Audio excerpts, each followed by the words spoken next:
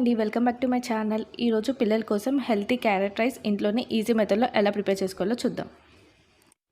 ఇక్కడ వచ్చేసి నేను 1 table spoon rice and 2 table spoon of కందిపప్పు ఒక హాఫ్ అన్ అవర్ ముందు నానబెట్టేసుకున్నాను.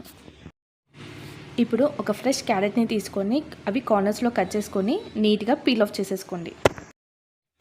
ఇప్పుడు పీల్ ఆఫ్ చేసుకున్న తర్వాత ఒక గ్రేటర్ని తీసుకొని ఇలా సన్నగా తురిమేసుకోండి. నేను చూపించిన విధంగా ఇలా సన్నగా తురుముకొని ఒక ప్లేట్లో తీసుకొని పక్కన పెట్టేసుకోండి. ఇప్పుడు స్టవ్ మీద కుక్కర్ని పెట్టేసుకొని 2 టేబుల్ స్పూన్ ఆఫ్ నెయ్యిని యాడ్ చేసుకొని, నెయ్యి పిల్లలకి చాలా మంచిదండి, సో నెయ్యిని యాడ్ చేసుకోండి.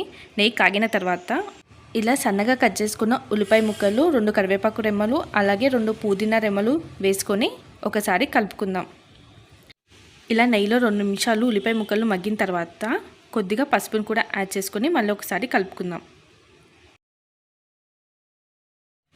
ఇప్పుడు మనం తురుముకున్న క్యారెట్ కూడా వేసుకొని ఒకసారి అంతా కలుపుకుందాం. ఇలా క్యారెట్ని కూడా 2 నిమిషాలు నెయ్యిలో బాగా మగ్గించుకుందాం.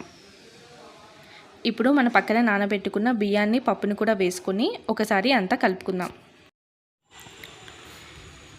ఇప్పుడు కొద్దిగా జీలకర్ర పౌడర్ని అండ్ అలాగే కొద్దిగా ఉప్పుని యాడ్ చేసుకుందామండి.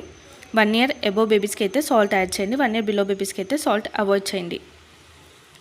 అలాగే ఇప్పుడు కొద్దిగా పెప్పర్ పౌడర్ని కూడా యాడ్ చేసుకుంటున్నాను. ఇవన్నీ యాడ్ చేసుకున్నాక ఒకసారి అంతా కలుపుకుందాం. ఇప్పుడు ఇలా బాయిల్ అవుతున్నప్పుడు ఒక 1 గ్లాస్ ఆఫ్ వాటర్ పోసుకొని కుక్కర్ పైన మూత పెట్టేసుకొని ఒక 5 to 6 విజిల్స్ వచ్చేంత వరకు ఉడికించుకుందాం. ఇప్పుడు ప్రెషర్ అంతా పోయిన తర్వాత కుక్కర్ పైన మూత తీసి చూసారు కదండి ఎంత చక్కగా ఉడికిపోయిందో.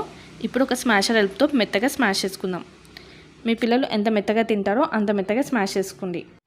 అంతేనండి, ఇలాంటి హెల్తీ సింపుల్ క్యారెట్ రైస్ని మీ పిల్లలు కూడా ప్రిపేర్ చేసి పెట్టండి. ఈ రెసిపీ మీకు నచ్చినట్టయితే ప్లీజ్ మన ఛానల్ని లైక్ చేసి సబ్స్క్రైబ్ చేసుకోండి.